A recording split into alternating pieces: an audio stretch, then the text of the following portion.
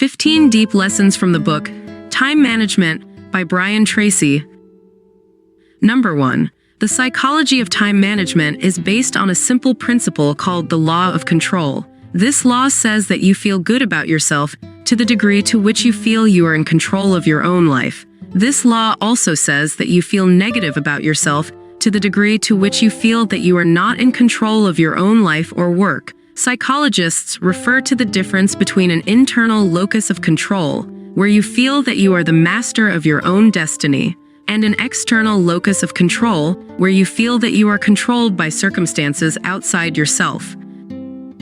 Number 2. How you think and feel about yourself largely determines the quality of your life, and the emotional core of your personality is your self-esteem, defined as how much you like yourself.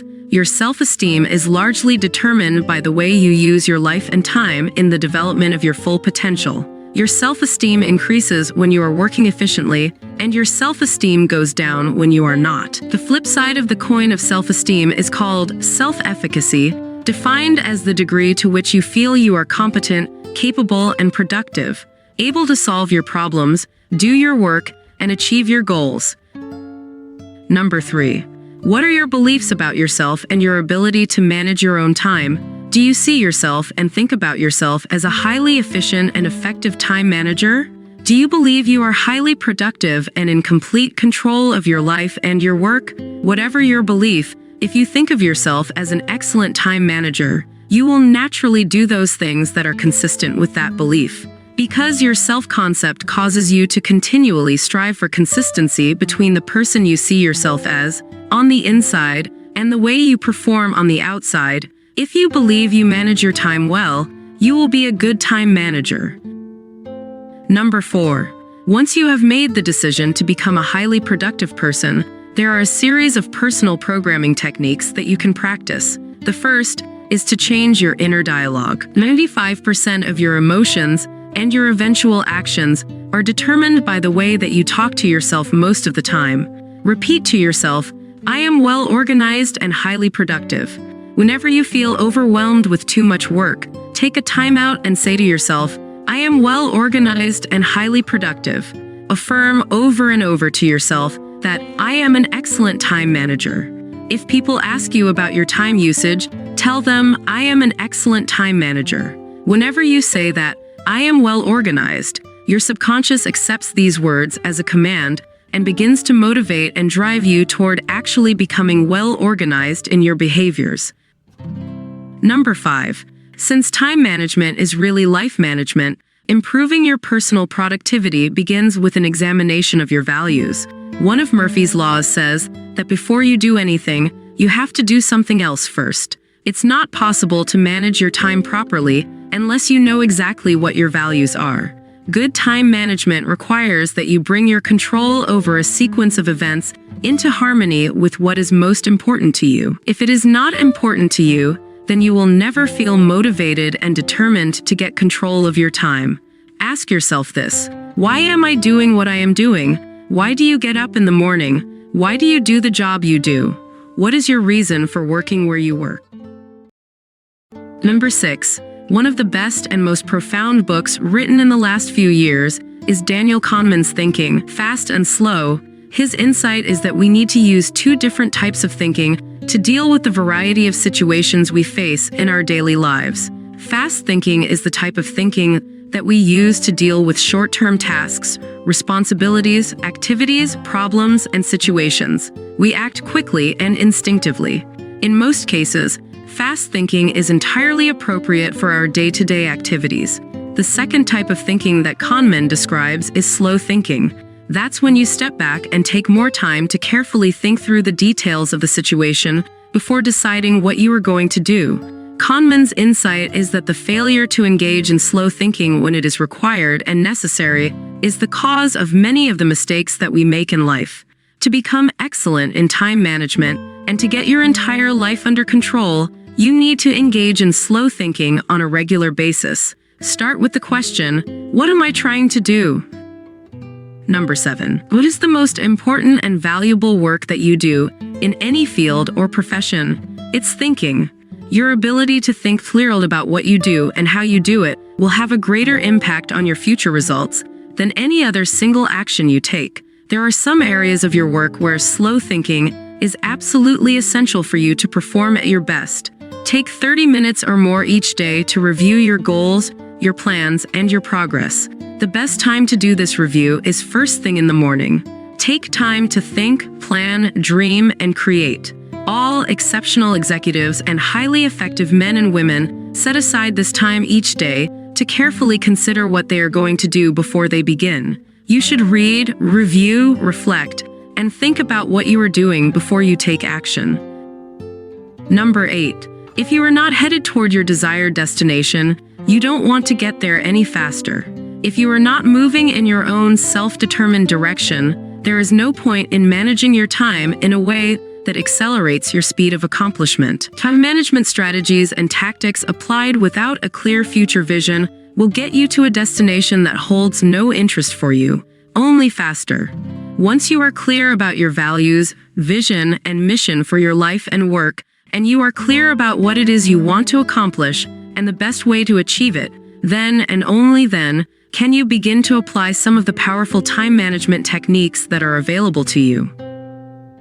Number 9. Perhaps the most powerful time management tool is a daily list of activities that you create to serve as a blueprint for your day. All successful time managers think on paper and work from a daily list of activities. Just as a pilot uses a checklist before every takeoff, effective executives take a few minutes to create a to-do list before they begin each day.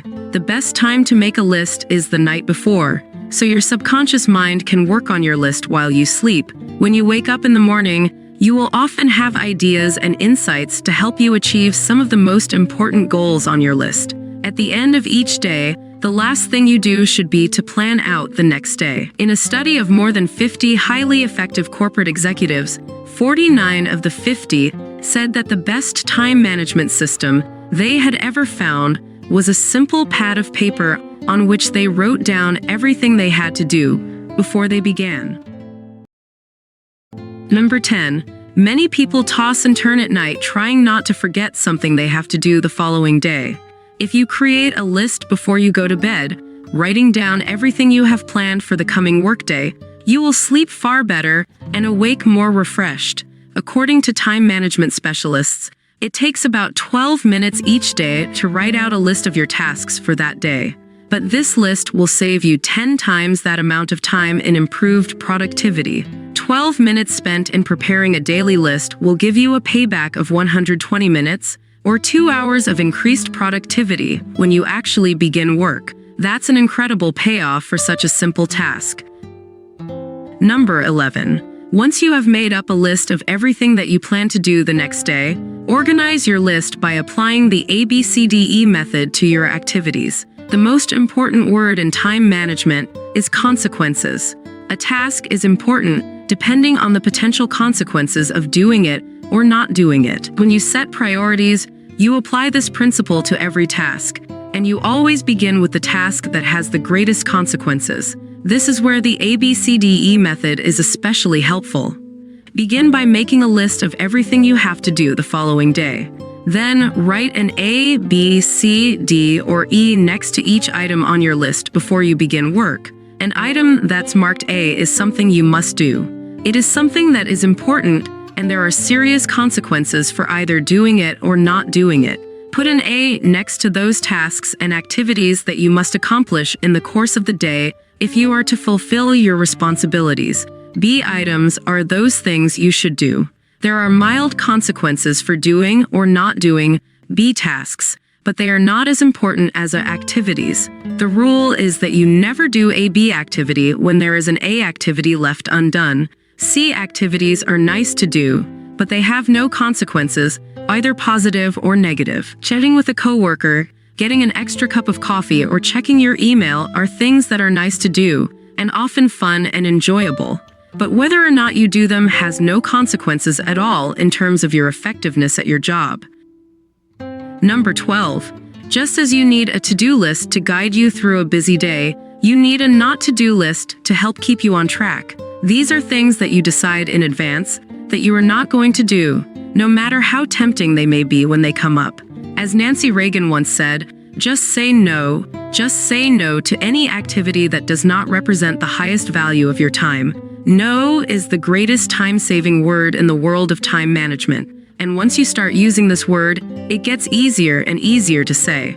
Remember, people are the greatest time wasters of all. When people ask you if you would do something or help them out in some way, ask yourself, would this be the most valuable use of my time right now? If the answer is no, you can graciously reply, well, thank you for asking. Let me think about it and look at my schedule.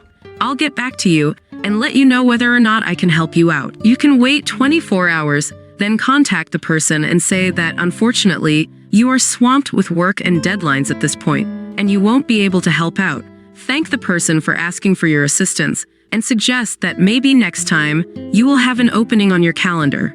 Remember, you can only get your time under control if you stop doing things of low value. As they say, your dance card is already full. You already have vastly more work than you can ever get done. You will never get caught up on your current tasks and responsibilities, let alone the additional tasks and responsibilities that flow to you every single day. Instead, just say no, say it early, and say it often. In no time at all, you will have your time completely under your own control. Number 13. What is the most valuable use of my time right now? Because it is the most important question in all of time management, ask it over and over again until it becomes an automatic guide that motivates and drives you to focus on your highest value task or activity. When you organize all of your time and work activities around the answer to this question, you will be astonished at how much more productive you become and how quickly. Sometimes I ask my audiences, what is your most valuable financial asset? After they have thought it over and given me a couple of answers, I point out that the answer is actually your earning ability. Your ability to earn money represents as much as 80% to 90% of your financial value in the world of work. Think of yourself as an earning machine. Every task that you work on contributes a value of some kind, either high or low. Your job is to focus on the most valuable use of your time and to discipline yourself to continually work on those few activities that contribute the greatest value to your work and to your business. Number 14. One of the greatest time management tools is for you to get someone else to do the task completely. Your ability to delegate lower value tasks to others who can do them at a lower hourly rate or salary is one of the vital skills of modern management. Delegate everything you possibly can to others who can do the tasks as well as or better than you. Use the 70% rule. If someone else can do a particular task 70% as well as you, this job is a prime candidate for you to get off your plate and onto that person's plate.